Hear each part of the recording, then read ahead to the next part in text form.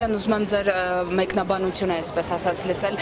ուրբաթ օրը, հա, ամսի 29-ին Սարիթաղում եւ ինչպես նաեւ միևնույն ժամանակ Խորենացի փողոցում տեղ ունեցած իրադարձությունների վերաբերյալ խոսքս վերաբերում է մասնավորապես քաղաքացիների եւ լրատվամիջոցների նկատմամբ բռնություններին, սա դուք ինչպես եք գնահատում կոնկրետ այդ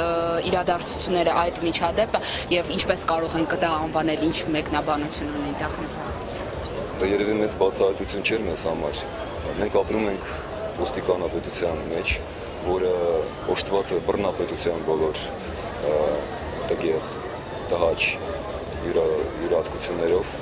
եւ այն պահին, երբ բռնապետությունը զգում է վտանգ իր համար, այն ցույց է տալիս իր ուժը եւ թուլությունը, որտեղ տվյալ դեպքում սա ոչ թե ուժի, այլ թուլության նշան էր։ Եթե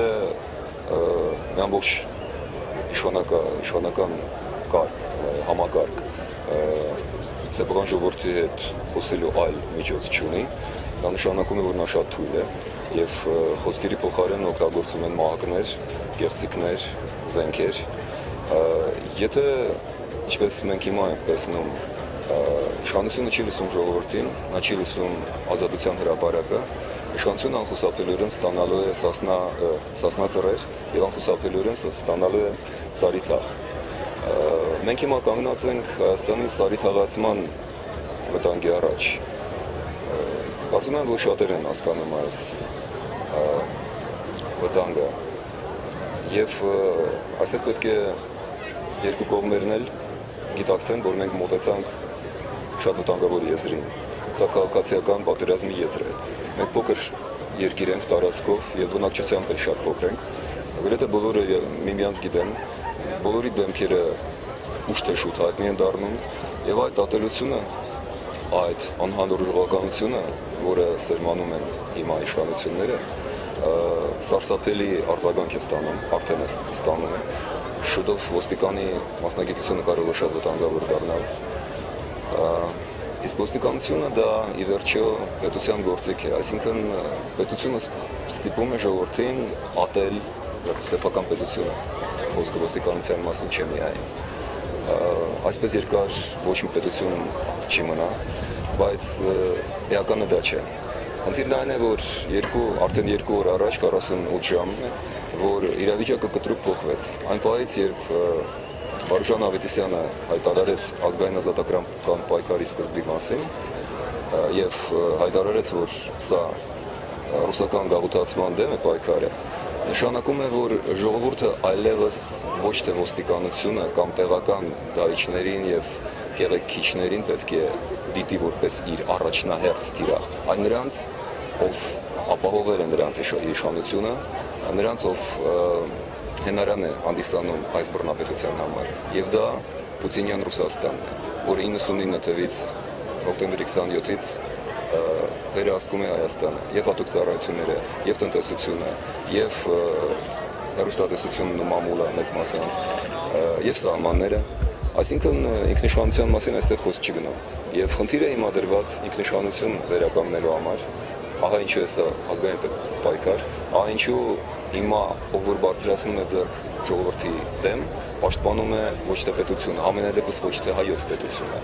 այն պաշտպանում է օտար պետությունը։ Վարուժան Ավետիսյանի հայտարարությունը նոր անջրպետ եւ ջրբաժան է դրել եւ այս առումով միգուցե ոչ բոլորն են գիտակցում, մենք ապրում ենք բոլորովին այլ իրականության մեջ։ Պարոն Խզմալյան, տեսեք, մեկ անգամ չէ, որ դուք որպես նաև հասարակական գործիչ տարբեր ակցիաների եք մասնակցել եւ մեկ անգամ չէ, որ ձեր եւս բերման են ենթարկել։ Սակայն կոնկրետ ամսի 29-ի դեպքերը կարող եմ ասել Սարիթաղում, Խորենացում, թե քաղաքացիական հագուստով ոստիկանների, թե նաև համազգեստ կրող ոստիկանների կողմից այդ օրը առանձնակի դաժանություն եւ առանձնակի բռնություններ գործադրվեցին նաև լրատվամիջոցների նկատմամբ, չգիտեմ, կոտրելով տեխնիկան, հարձակվելով լրագրողների վրա, պայթուցիկներ նետելով քաղաքացիների մեջ, ըստ ձեզ դա կարող ենք նաև այսպես ասած մի փոքր զուգահեռներ անցկացնել նաև նախորդ տարի Բաղրամյանի դեպքերի հետ, հա, երբ հունիսի 23-ին էլ ջրցան մեքենայով այսպես ասած ցրեցին ցույցը։ Ըստ ձեզ ինչով է պայմանավորված նման առանձնակի դաժանությունը առաջին հերթին լրագրողների նկատմամբ, ովքեր իրենց մասնագիտական պարտքն են այդ ժամանակ կատարում եւ նաեւ քաղաքացիների նկատմամբ ովքեր կոնկրետ պահանջներով են այդտեղ եկել։ Բռնապետության առաջին ճշնամին ազատությունը, այդ թվում նաեւ խոսքի ազատությունը։ Համացանցի դարում բոլորը ամեն ինչ տեսնում են եւ ոստիկաններն էլ են տեսնում, որ նրանց դեմքերը հայտնվում են էկրաններին, տեսախցիկներին, ահա ինչու նրանք ուղղակի վախենում են։ Նրանք վախենում են, ինտերնետը դա նոր կրոն է, նոր Աստված է, որովհետև Աստծո ցանկացած կրոնի Աստծո յուրատկություններից մեկն այն է, որ նա ամեն ինչ տեսնում է։ Հիմա ամեն ինչ տեսնում է համացանցը, ինտերնետը, եւ լրագրողները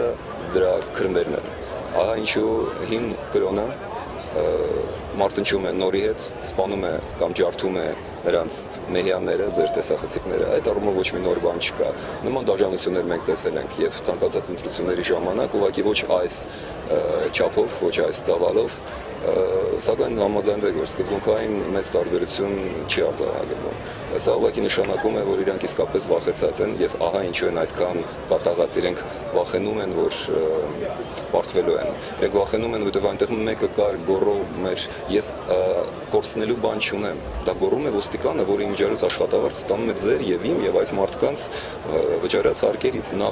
կարծում է, որ նա կորցնելու բան չունի։ Ես կարծում եմ, որ այն տեսագրությունը,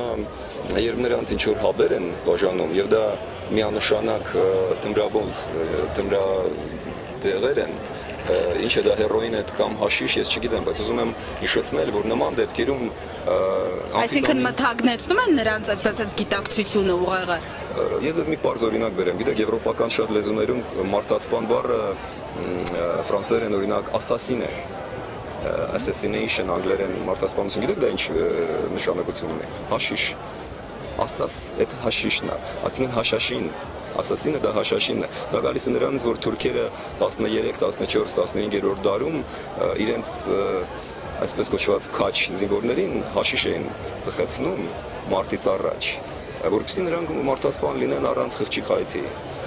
Հերոին բառը առաջացել է, որ հերոյ, հերոս բառից, որովհետև առաջի համաշխարհային պատերազմի ժամանակ նույնպես հերոին են օգտագործում զինվորներին քաջություն հաղորդելու։ Այսինքն սա հին հնարք է եւ այստեղ հայկական ոստիկանությունը խաժամուժը դասական, թուրքական, թրկական ասասինների, այսինքն հաշաշիստների, այսպես կոչված օրինակին է հետևում։ Սա կրկնում եմ, ոչ միայն թուլության, սա հոգեվարկի նշան է։ Մենք շատ ենք ասել, որ հոգեվարկի մեջ է համակարգը։ Հիմա դա շատ մոտ է ճշմարտության, նախ եւ առաջ, որովհետեւ հոգեվարկի մեջ է նրանց հիմնական հենքը, ռուսական կայսրությունը, պուտինյան Ռուսաստանը, չեկիստական այդ հրեշը։ Նա է սրանց հովանավորը, նա է սրանց տերը եւ նրանք փլվելու են միասին։ Եվ նաև որպես հակաճգնաժամային համակարգող խմբի անդամ, պարոն Խզմալյան, ուզում եմ անդրադառնանք այսօրվա հանրահավաքին, երթ լինելու է հանրահավաքից հետո ուղղությունը որոշել եք արդեն, թե բավարարվելու եք այսօր միայն հանրահավաքով, ելույթներով, թե ինչպես է լինելու, մի փոքր կներկայացնեք մինչ մեկնարկը հանրահավաքի։ Նախ ես պետք է ասեմ, որ ես այդ խմբի ազատության մեջ մնացած մի քանի անդամներից մեկն եմ ընդամենը եւ լիազորված չեմ խոսել բոլորի կողմից։ Վիճակը բավական բարդ է, որովհետև այս պահին մենք դեռ չունենք խոսափող։ Առանց խոսափողի տասնյակ, հարյուրավոր առավել եւս կամ հազարավոր մարդկանց դեմ խոսել։ Ոստիկանությունն է վերցրել բռնագրավել։ Ոչ, ուղղակի քանի որ խմբի մի մասը ձերբակալված է, մի մասը գտնվում է չգիտեմ, երևի ընդհատակում, մենք չկարողացանք գոնե այսօրվա համար առ այսօր ապահովել, երեք մեզ օգնեց Պարույր Հարիկյանը, հիմա նա տեխնիկական պատճառներով չկարողացավ ապահովել մեքենան, որովհետև երեք գիշերը մեքենան ջարդվել էր եւ իրանք քարշակով այստեղից տարան, նորոգում են, չհասցրեցին մինչեւ հիմա, այսինքն եթե չլիներ Պարույր Հարիկյանը, երեկվա հավաքը չէր լինի, տեսնում եք, ահա ինչու են ջարդում ձեր տեսախցիկները, որպեսզի ձեզ լրացնեն։ Մեզ լրացնում են նրանով, որ զրկում են տեխնիկական հնարավորություններից։ Մենք հիմա կփորձենք լուծել այդ հարցը, որից հետո միայն կկարողանանք լուրջ խոսել ինչպես հանրահավաքի առավել եւս երթի հնարավորությունների մասին։ Հասկանալի է։ Շնորհակալություն շատ, պարոն Խզմալյան։